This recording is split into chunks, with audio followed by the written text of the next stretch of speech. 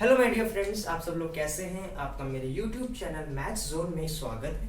Last video में हमने exercise 2.2 start करी थी और रिलेशंस का हमने इंट्रोडक्शन लिया था। तो मैंने आपको बताया था कि रिलेशन दो सेट्स के क्रॉस का एक सबसेट होता है। मतलब रिलेशंस में क्या होता है, वो ऑर्डर्ड पेयर ही होता है, लेकिन वो एक ऐसा ऑर्डर्ड पेयर होता है जो किसी पर्टिकुलर कंडीशन को सेटिस्फाई करता है। अगर कंडीशन सेटिस्फाई हो रही है तो वो रिलेशन की कैटेगरी में आएगा, होता ऑर्डर पेयर ही है। अब आगे के क्वेश्चन हम करते हैं, उससे हमें और अच्छे से समझ में आएगा। फिर मैंने आपको विजुअल रिप्रेजेंटेशन जो एरो डायग्राम होता है वो बताया था, set builder form, roster form, इन सब में रिप्रेजेंट कैसे करते हैं सब आपको बताया था। चलिए अब 3 क्वेश्चन हमने करे, 4th क्वेश्चन अब हम करते हैं। देखो इसमें ना फिगर दिया है, अगर आप अपने टेक्स्ट बुक में देखोगे 4th क्वेश्चन में आपको एक फिगर दिया है, तो उस फिगर को पहले बनाते हैं और फिर उससे समझेंगे। तो अब आता है क्वेश्चन नंबर 4। तो यहाँ पे एक एरो डायग्राम आपको दिया है, ये देखिए, ये पी सेट हमें एक दिया है और ये जो है क्यू सेट हमें दिया है, पी सेट क्यू सेट, ठीक है। पी सेट के एलिमेंट हैं 5 6 7, पी सेट के एलिमेंट्स हैं 5 6 7, क्यू सेट के एलिमेंट है 3 4 5, 3 4 5 और इन्होंने इनको ज्वाइन करा है। ये देखिए, इन्होंने इनको ज्वाइन करा है, ऐसे ये ज्वाइन करा है, ठीक है। ये ऐसा एक डायग्राम, ये आपको एरो डायग्राम दिया है, आप देख सकते हैं। और इन्होंने यहाँ पे इन चीजों को ज्वाइन करी है, जैसे इसको इसके साथ ज्वाइन करा है तो ये ऑर्डर्ड पेयर होगा 5, 3। ऐसे ये इसके साथ ज्वाइन है तो ऑर्डर्ड पेयर रिलेशन का 6, 4 और ये इसके साथ ज्वाइन हो रहा है तो ऑर्डर्ड पेयर जो रिलेशन का होगा वो होगा 7, 5। तो यहाँ पे ज्वाइन करा है। तो क्वेश्चन बोला है कि जो फिगर है ये रिलेशनशिप आपको दिखा रहा है दो सेट्स पी और क्यू के बीच में, ठीक है। हमने रिलेशन खुद फॉर्म भी कर लिया। राइट दिस रिलेशन, आपको रिलेशन लिखना है इन set builder form. Set builder form में लिखना है, मतलब आपने कंडीशन बताते हुए इस रिलेशन को रिप्रेजेंट करना है। तो देखो आप क्या देख रहे हो इस रिलेशन में, अगर मैं इसके ऑर्डर्ड पेयर लिखूं इस रिलेशन के, रफली देख के, एक 5, 3 मुझे मिल रहा है ना, एक मुझे 6, 4 मिल रहा है और एक मुझे 7, 5 का रिलेशन मिल रहा है, 7, 5 का, ठीक है। अब आप एक चीज ऑब्जर्व करो, क्योंकि मुझे सेट बिल्डर फॉर्म में लिखना तो कोई कंडीशन तो बतानी पड़ेगी, तो कंडीशन हम खुद इस रिलेशन से ढूंढेंगे। जब भी आपको सेट बिल्डर फॉर्म बोला जाए तो पहले इसको रफली ऐसे रोस्टर फॉर्म में लिखो, फिर रोस्टर फॉर्म से रफली जब आप लिख लोगे उससे कंडीशन का पता लगाओ। तो देखो जब मैंने रफली लिखा भी क्वेश्चन का आंसर नहीं है, क्वेश्चन में मैंने रफली साइड में करा, तो इससे एक कंडीशन हम ढूंढेंगे। कैसी कंडीशन ढूंढेंगे, देखिए 5 और 3 क्या नजर आ रहा है कि 5 - 3 करूं, ये x है ना, पहला वाला x होता है आपको पता है, दूसरा वाला y होता है, ये भी x है ये भी y है, ये x है ये y है। तो देखो अगर मैं x - y करूं तो क्या आउटपुट मुझे मिल रहा है, 5 - 3 2 आया है ना, 6 - 4 2 आया, 7 - 5 2 आया।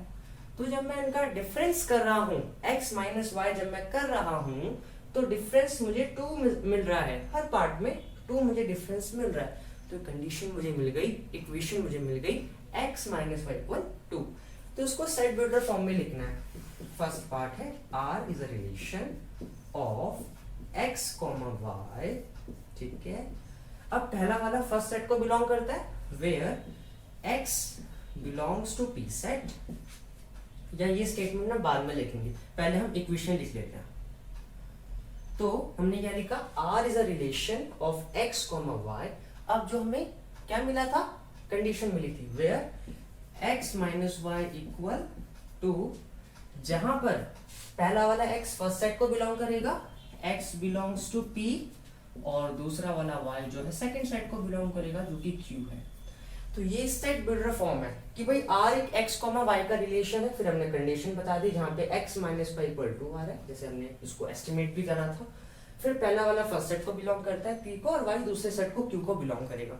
तो ये हमने ऐसे सेट बिल्डर फॉर्म में लिखा। नाउ सेकंड पार्ट हमें बोला जा रहा है इसमें कि आपने इस रिलेशन को रोस्टर फॉर्म में भी लिखना है। अब रोस्टर फॉर्म है, डायरेक्टली आपने ऑर्डर्ड पेयर लिख देने हैं, कोई कंडीशन नहीं देनी है। ठीक है, जो हमने रफली लिखा था वही आंसर है इसका। क्या क्या मुझे रिलेशन मिल रहा है, 5 3 6 4 एक रिलेशन मिल रहा है और 7 5 एक रिलेशन मिल रहा है। ये रोस्टर फॉर्म हो गया, डायरेक्टली हमने ऑर्डर्ड पेयर बता दिए। रोस्टर फॉर्म में ऐसे करते हैं, डायरेक्टली हम लिख लेते हैं, डायरेक्टली हम ऑर्डर्ड पेयर को लिख लेते हैं रोस्टर फॉर्म में। इसके बाद वो कह रहे हैं कि आपने क्या करना है, what is its domain and range. Domain और रेंज भी आपसे पूछी है, तो मैंने डोमेन आपको बताया था ना, डोमेन क्या होता है, फर्स्ट एंट्री होती है ऑर्डर्ड पेयर्स की, रेंज सेकंड वाली एंट्री होती है। तो अगर मैं इसका डोमेन पता लगाऊं, तो डोमेन तो क्या होगा, फर्स्ट एंट्री है ना 5 6 7, ये डोमेन हो गया। रेंज का पता लगाते हैं, चलो सेकंड एंट्री होती है 3 4 5, ठीक है, ये इसका डोमेन रेंज हुआ।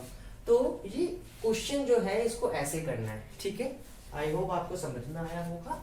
और ये डायग्रामेटिकली बेस्ड क्वेश्चन था, सब चीजें इसमें गिवन थी, कुछ नहीं करा हमने, रोस्टर फॉर्म हो गया, सेट बिल्डर फॉर्म हो गया, है ना, इनमें ही हमने इक्वेट कराया, एस्टिमेट करा, अपने आंसर को लाए हम, और फिर हमने जो क्वेश्चन डिमांड करा था उसके डिमांड को भी पूरा करा।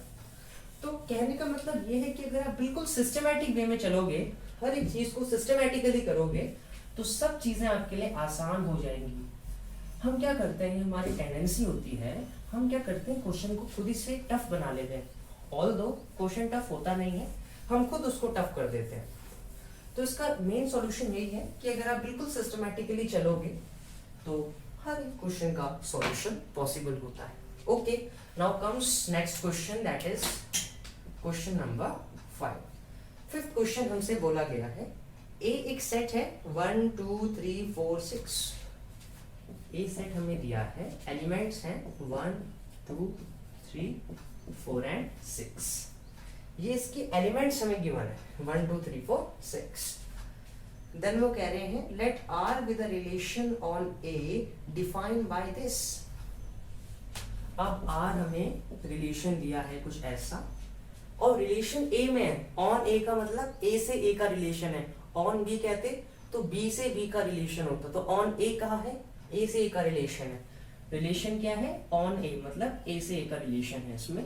और आर हमें दिया है यहाँ पे रिलेशन हमें कुछ ऐसा दिया है कि ए कॉमा बी का ये रिलेशन है, और कुछ ऐसा है A B belongs to it. Obviously बात है, जब ए टू है तो ए और बी दोनों ए को बिलोंग करेंगे, क्योंकि ए टू ए का रिलेशन है, A B belongs to A, B is exactly divisible by A, ये इंपॉर्टेंट है, बी जो है इज एग्जैक्टली डिविजिबल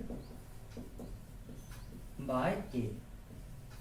देखो जरा इसको ध्यान से समझेंगे, रिलेशन हमें दिया है ए कॉमा बी का, ए टू ए का रिलेशन है, तो ऑब्वियसली बात है कि ए बी ए को ही बिलोंग करेंगे। कंडीशन ये दे दी कि B is exactly divisible by A, B जो है वो ए से कंप्लीटली डिवाइड होता होगा, कंप्लीटली डिविजिबल होता होगा। तो ऐसे हम ऑर्डर्ड पेयर्स को ढूंढेंगे और उसके अकॉर्डिंग हम फिर आगे चलेंगे।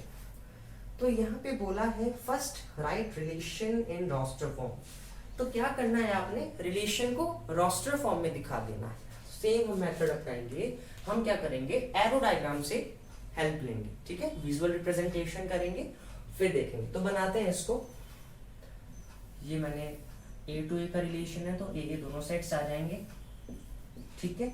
अब एलिमेंट्स डाल देते हैं 1 2 3 4 6, 1 2 3 4 6, 1 2 3 4 6, ठीक है। अब क्या है, देखो जो b है ना, b वो a से एग्जैक्टली डिवाइड होता होगा, मतलब b upon a complete divide होता हो, ठीक है। तो देखो एक क्या होगा, 1 1 का रिलेशन, क्योंकि 1 अपॉन 1 1 डिवाइड हो रहा है, तो r में लिख लेता हूँ, रिलेशन मैं आपको बताता हूँ। देखो r रोस्टर फॉर्म में ऐसे होगा, क्या है, देखो 1 अपॉन 1, पहले हम इसको देंगे, ठीक है, b अपॉन a करना है, हमने क्या करना है, हमने b अपॉन a करना है, क्योंकि b डिवाइड हो रहा है ना, तो b अपॉन a करना है, ठीक है। तो 1 अपॉन 1 कंप्लीटली डिवाइड होगा, तो एक 1 1 मिल गया, ठीक है। देखो 2/1 होगा ना डिवाइड, तो एक 1/2 भी हमें सेट मिल गया। फिर देखो 3/1 होगा डिवाइड, ऐसे ही 1/3 भी हमें एक ऑर्डर पेयर मिला। सेम 1/4 और 1/6 भी मिल जाएगा, है ना, क्योंकि 4/1 और 6/1 भी एग्जैक्टली डिवाइड होता होगा। समझे आप? ओके, ये ढंग से बना लेते हैं 1/6। ठीक है, अब देखो 1 हमने कंप्लीट करा। अब देखो कि ये पॉसिबल है 1/2 क्या डिवाइड होगा? नहीं, पॉइंट में आएगा कुछ, तो एग्जैक्टली डिवाइड तो नहीं हो रहा है, ये नहीं होगा। हाँ, 2/2 होगा, 1 आएगा आंसर, तो 2 का एक बनेगा। ठीक है, 2,2 होगा। 3/2 रेस्टल बन रहा है, डिवाइड नहीं होगा। 4/2 डिवाइड हो जाएगा, क्या आएगा? 2 आ जाएगा आंसर, 2,4 भी एक बन गया। 6/2 3 आएगा, ये भी डिवाइड हो जाएगा एग्जैक्टली, तो 2,6 भी आ गया। ठीक है, 3 के साथ देखते हैं। 1/3 क्या डिवाइड होगा? नहीं हो पाएगा।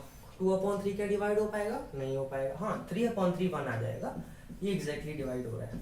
ठीक है, 4/3 क्या डिवाइड हो पाएगा? नहीं हो पाएगा। 6/3 क्या डिवाइड हो पाएगा? हो जाएगा, 3 2 6 है ना, तो 3,6 भी एक आंसर मिल गया। अब देखो 1/4 हो रहा है? नहीं हो रहा है। 2/4 1/2 नहीं हो पाएगा, है ना। 3/4 तो हो नहीं पाएगा डिवाइड। हाँ, 4/4 हो जाएगा, एक हमें मिल गया 4/4। 6/4 भी कंप्लीटली डिवाइड नहीं होगा। फिर 1/6 नहीं हो पाएगा, 2/6 भी नहीं हो पाएगा, 3/6 भी नहीं हो पाएगा, 4/6 भी नहीं हो पाएगा। 6/6 कंप्लीटली डिवाइड होगा। मतलब लोएस्ट टर्म से मतलब नहीं है, कंप्लीटली वो डिवाइड करे। जैसे 4/2, 2 1 जा 2, 2 2 जा 4, है ना, कंप्लीटली डिवाइड कर रहा है, तो कंप्लीटली डिवाइड होना चाहिए। इसलिए 6 वाले में केवल 6,6 ही हो पाएगा कंप्लीटली डिवाइड, क्योंकि बाकी लोएस्ट टर्म में तो आ रहे हैं लेकिन डिवाइड कंप्लीट नहीं कर पा रहे। तो ये हमने रोस्टर फॉर्म में इस रिलेशन को लिखा। अब देखो कितनी हेल्प मिलती है इस विजुअल रिप्रेजेंटेशन से, आप भी नोटिस कर रहे होंगे। ओके, ये फर्स्ट पार्ट था इसका और हमने इसको सॉल्व करा। Now come second part, find the domain of relation. हमें डोमेन फाइंड आउट करना है। ठीक है जी, डोमेन क्या होगा? फर्स्ट एंट्रीज होगी, जैसे कि मैंने आपको बताया था। तो देखो 1 2 3 4 एंड 6, 1 2 3 4 एंड 6 फर्स्ट एंट्री हमने डोमेन ले ली। इसके बाद वो हमसे कह रहे हैं find the range of relation, range भी फाइंड आउट करना है। ठीक है, सेकंड एंट्री हम पता लगा लेते हैं। तो देखो 1 2 3 4 6 सब आ गए, 1 2 3 4 एंड 6, तो ये इसका रेंज हो गया। तो ऐसे ही क्वेश्चन हमने कंप्लीट करा, डोमेन पता लगाया, रेंज पता लगाया और क्वेश्चन हमने कंप्लीट करा। आई होप ये क्वेश्चन आपको आया हो, क्योंकि इन्होंने बी बोला था कि वो एग्जैक्टली डिवाइड होगा ए से। कहने का मतलब है कि बी अपॉन ए कोई आंसर आना चाहिए, लोवेस्ट टर्म नहीं होनी चाहिए, कंप्लीटली डिवाइड होना चाहिए। जैसे 4/2 2 है ना, 6/3 2, तो ऐसे कंप्लीटली डिवाइड होना चाहिए। ये नहीं कि 2/3 में आ रहा है आंसर या कोई भी रैशनल नंबर में आ रहा है। तो कंप्लीटली अगर डिवाइड होगा तब हम उसको रोस्टर फॉर्म में अपने ऑर्डर्ड पेयर में लिखेंगे, क्योंकि वही ऑर्डर्ड पेयर ऐसे होंगे जो उस रिलेशन की कंडीशन को सेटिस्फाई करेंगे, और जब वो उस कंडीशन को सेटिस्फाई कर लेंगे तब जाके वो उस रिलेशन में आ पाएंगे। फिर डोमेन था फर्स्ट एंट्री, रेंज थी सेकंड एंट्री, जैसे कि हमने आपको बताया भी था। Okay, now comes question number 6। Question number 6 आता है इसके बाद, determine the domain and range of the relation R defined by this. हमें एक आर रिलेशन दिया है क्वेश्चन में। आर एक ऐसा रिलेशन है, आर एक रिलेशन दिया है और x, x+5 का ये एक रिलेशन है। ठीक है, x+5 का रिलेशन ऐसा हमें दिया है हमने क्वेश्चन में, जहां पर x बिलोंग करता है, जहां पर वेयर, ये जो दो आप डॉट्स देखते हो ना, इसको हम ऐसे कहते हैं वेयर या such that x belongs to 0 1 2 3 4 5। ठीक है, 0 1 2 3 4 5, x की वैल्यू है 0 1 2 3 4 5 और जी ब्रैकेट क्लोज। तो ये एक रिलेशन हमें दिया है इन्होंने, x,x+5 का बोर्ड में देख सकते हैं, x,x+5 का रिलेशन है और x बिलोंग करता है 0 1 2 3 4 5 को, ठीक है। अब हम रिलेशन का पता लगा लेते हैं। रिलेशन को हम कैसे फाइंड आउट करेंगे? कुछ नहीं करना है, x की बस हमने वैल्यू डालनी है। एक बार हम 0 डाल देंगे इसमें वैल्यू, एक बार हम 1 इसमें वैल्यू डाल देंगे, फिर 2 वैल्यू डाल देंगे x की जगह, 3x की वैल्यू डाल देंगे, 4 डाल देंगे और 5 डाल देंगे। बस जब हम x की सारी वैल्यूज डाल देंगे तो हमें रिलेशन के सारे ऑर्डर पेयर मिल जाएंगे। तो डाल के देखते हैं। पहले हम क्या करते हैं, देखो पहले मैं रिलेशन बनाता हूँ रोस्टर फॉर्म में, ठीक है। रिलेशन को रोस्टर फॉर्म में लिखते हैं। तो पहले मैं 0 डाल रहा हूँ, x0 0 + 5 5 एक मिल गया। 1 डालता हूँ तो यहाँ पे 1 आ गया, 5 + 1 6।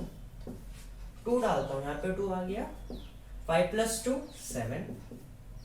3 डालता हूँ तो 3 आ गया, 5 + 3 8। ऐसे ही 4 डालूंगा तो 9 आ जाएगा, है ना। 5 डालूंगा तो 10 आ जाएगा भाई।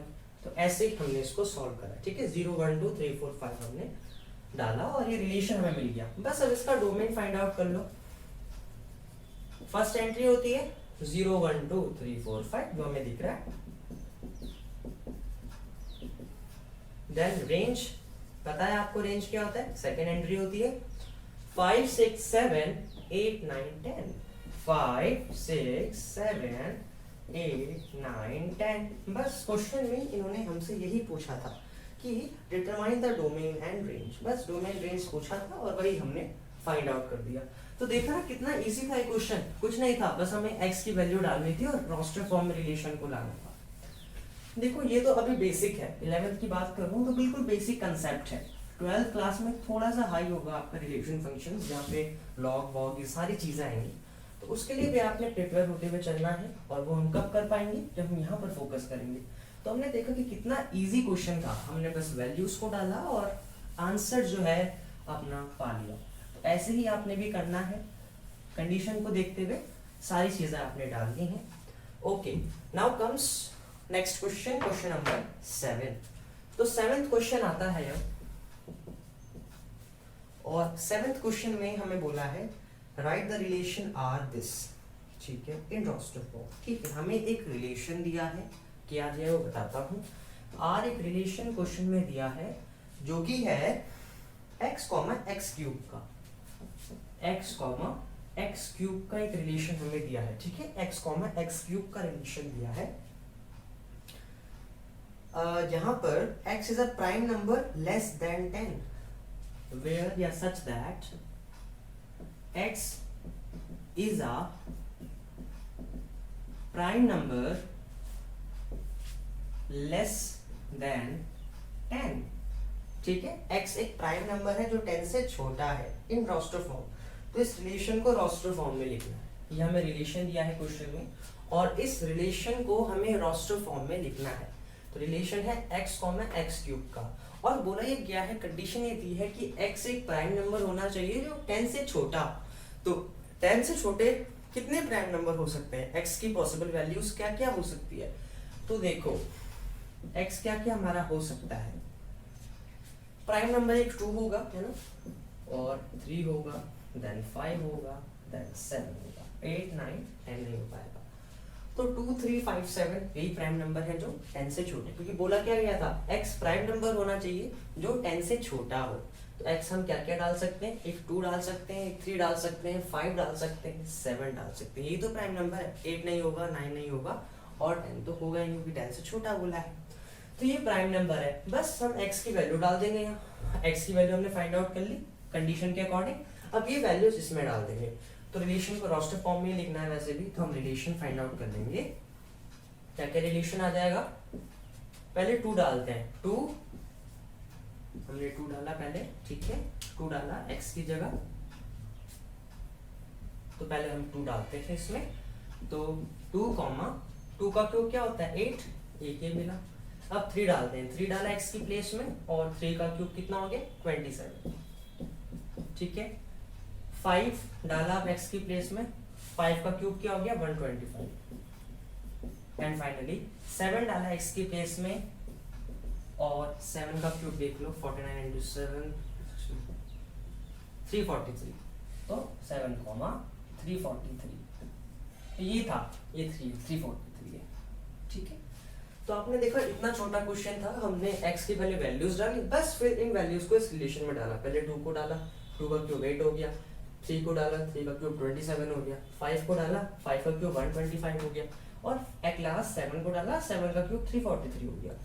तो ये इसकी रोस्टर फॉर्म हो गई। बस इतना ही करना था इस क्वेश्चन में। 8 क्वेश्चन देखते हैं आप।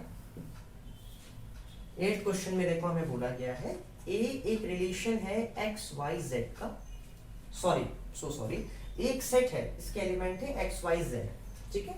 ए सेट हमें दिया है एक्स वाई जेड, तो ये इसकी एलिमेंट है, एक्स वाई जेड ए के एलिमेंट है। बी 1,2 है, बी जो है वो 1,2 एक सेट हमें दिया है जिसके एलिमेंट 1,2 है, ठीक है। Find the number of relations from A to B, ठीक है। अब वो क्या कह रहे हैं, देखो क्वेश्चन में हमें ए सेट दिया है एक्स वाई जेड इसकी एलिमेंट है, बी सेट दिया है 1,2 इसकी एलिमेंट है। तो वो कह रहे हैं कि ए टू बी अगर हम रिलेशन बनाएं तो ए टू बी में कितने रिलेशंस पॉसिबल हैं। अगर हम ए टू बी एक रिलेशन बनाना चाहते हैं तो टोटल उस रिलेशन में कितने ऑर्डर्ड पेयर होंगे, या आप ये कह सकते हो कि टोटल हम कितने रिलेशंस बना सकते हैं ए से बी में। तो नंबर ऑफ रिलेशंस का एक फॉर्मूला मैंने आपको बताया था, वो होता है नंबर ऑफ रिलेशंस का फॉर्मूला आपको ध्यान होगा, मैंने आपको बताया था 2 की पावर n, ठीक है। क्वेश्चन ये है कि ए एक सेट है, बी एक सेट है, कितने रिलेशंस पॉसिबल है ए से बी में। तो ए टू बी के रिलेशंस अगर हमें निकालने हैं तो टोटल नंबर ऑफ रिलेशंस का फॉर्मूला होता है 2 की पावर n। बस अब 2 की पावर n हम करेंगे, लेकिन n क्या होगा उसके लिए हमें n फाइंड आउट करने के लिए a क्रॉस b करना पड़ेगा। तो पहले हम a क्रॉस b करेंगे, और क्रॉसिंग तो हमें आती है x, 1 x, 2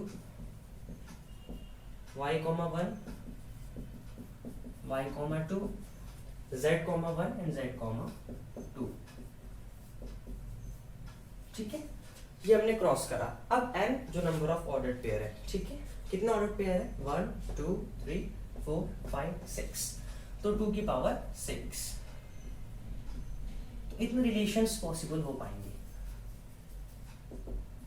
ठीक है। ये इसका आंसर हो गया 2 की पावर 6। तो 2 की पावर 6 तक के इसमें रिलेशन बनेंगे। आपको सोचो, देखो जब भी ऐसा क्वेश्चन आएगा आपके पास, जैसे आपको सेट दिए हैं और वो कह रहे हैं कि भाई कितने रिलेशंस पॉसिबल हैं, तो आपने सबसे पहले उनकी क्रॉसिंग कर देनी है, उन सेट्स को क्रॉस कर देना है, ठीक है। फिर जितने ऑर्डर्ड पेयर आपको मिलेंगे वो आपका n हो जाएगा, फिर 2 की पावर n में डाल दो, उतने आपको रिलेशंस मिल जाएंगे। जैसे ए सेट इसमें एक्स वाई जेड दिया था, बी सेट हमें 1,2 दिया था, तो वो कह रहे थे कि ए टू बी में कितने रिलेशंस हम बना सकते हैं। तो हमने सबसे पहले ए क्रॉस बी करा, ऑर्डर्ड पेयर हमने निकाले। अब हमने नंबर ऑफ रिलेशंस का फॉर्मूला हमें पता है 2 की पावर n, तो n कितना होगा, जितने नंबर के ऑर्डर्ड पेयर हैं। हमने देखा 6 ऑर्डर्ड पेयर हमें a क्रॉस b करके मिले, तो 2 की पावर 6 हो गया, इतने हमारे रिलेशंस हो गए। समझ आया? तो बस आपने क्रॉसिंग करनी है, जितने नंबर के ऑर्डर्ड पेयर मिलेंगे उस क्रॉसिंग से उतने ही ऑर्डर्ड पेयर आपका n कहलाएगा। जैसे मुझे यहाँ पे जब मैंने क्रॉस करा, मुझे यहाँ पे 6 ऑर्डर्ड पेयर मिले, तो n मेरा 6 हो गया। अगर मुझे 7 ऑर्डर्ड पेयर मिलते क्रॉसिंग से तो n मेरा 7 हो जाता। समझ आया? तो मैंने क्रॉसिंग करी, मुझे ऑर्डर्ड पेयर यहाँ पे 6 मिले, तो n मेरा 6 हो गया। फिर 2 की पावर n था तो n के प्लेस में 6 डाल दिया, इतने मेरे रिलेशंस हो गए। आई होप आपको आया होगा। लास्ट क्वेश्चन है, let R be the relation on Z defined by R। अब देखो लास्ट क्वेश्चन में बहुत इजी है, ज्यादा कुछ टफ नहीं है इस एक्सरसाइज का। R एक रिलेशन है, ठीक है, Z में रिलेशन है, इंटीजर्स में वो रिलेशन R है हमारा, और रिलेशन कुछ ऐसा है। R एक रिलेशन है A, B का, A, B का एक रिलेशन है R, यहाँ पे A B belongs to Z, where A B belongs to integers। Integers को Z से रिप्रेजेंट करते हैं, सेक्स में सीखा था। A minus B is an integer, जहाँ पे क्या है, A minus B is an integer, ठीक है। अब वो कह रहे हैं find the domain and range of relation. Okay, देखो यहाँ पे बोला क्या गया है, R हमारा एक रिलेशन है इंटीजर्स में, ठीक है, मतलब इंटीजर टू इंटीजर एक रिलेशन बन रहा है। समझ आया? आर कुछ ऐसा है ए कॉमा बी का। अब क्योंकि इंटीजर्स का रिलेशन है तो ए और बी दोनों ही इंटीजर को बिलोंग करेंगे, है ना। और बोला ये गया है कि ए माइनस बी जो है इंटीजर है। ऑब्वियसली बात है, जब हम इंटीजर को इंटीजर से माइनस कर देते हैं तो इंटीजर ही आता है। तो ए कॉमा बी का रिलेशन है, रिलेशन इंटीजर से इंटीजर का है, ए और बी दोनों इंटीजर को बिलोंग करेंगे फिर, और ए माइनस बी एक इंटीजर है। अब इसका डोमेन क्या होगा और रेंज क्या होगा।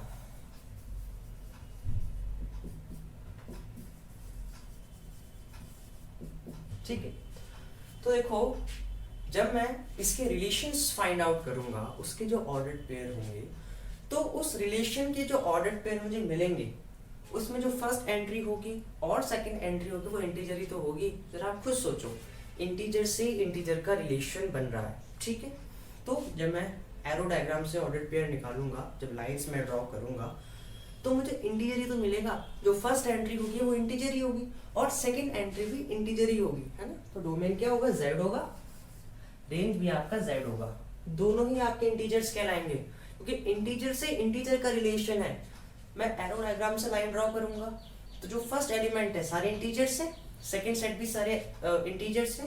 जब मैं लाइन ड्रॉ करूंगा जो ऑर्डर्ड पेयर मुझे मिलेंगे वो इंटीजर्स की तो मिलेंगे। फर्स्ट एंट्री भी इंटीजर होगी, सेकंड एंट्री भी इंटीजर होगी, तो डोमेन भी इंटीजर होगा, रेंज भी इंटीजर होगा। इसको हम एरो डायग्राम से बताते हैं। देखो यहाँ पे मैं आपको बता रहा हूँ, ये है, ये मैंने करा, ठीक है। ये इंटीजर्स का सेट है, ये भी इंटीजर का सेट है। अब यहाँ पे इंटीजर्स होंगे सारे, यहाँ पे भी इंटीजर्स होंगे सारे।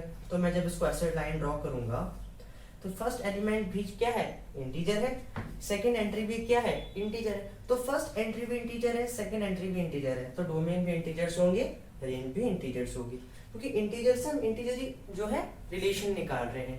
जब मैं इसको ड्रॉ करूंगा तो ये इंटीजर्स के सारे एलिमेंट है, ये भी यहाँ पे सारे इंटीजर्स के एलिमेंट है।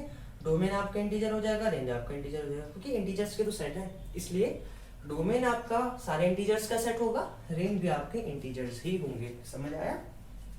बस मेन इसमें ये वाला क्वेश्चन था कि भाई नंबर ऑफ रिलेशंस निकालो, और वो अब मैंने आपको फॉर्मूला बताया है कि टोटल नंबर ऑफ रिलेशंस को निकालने के लिए 2 की पावर n फॉर्मूला होता है।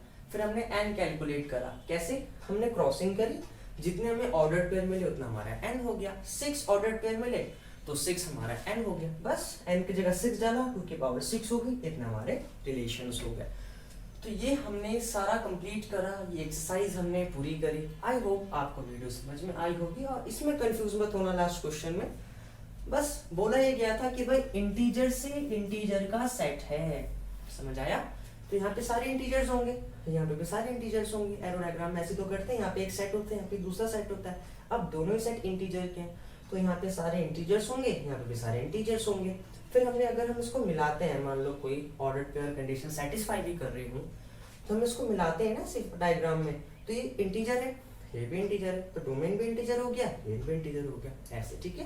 तो ये था क्वेश्चन। आई होप आपको क्वेश्चन समझ में आए होंगे। Thank you. अब हम नया टॉपिक बाद में स्टार्ट करेंगे फंक्शंस का। So thank you very much.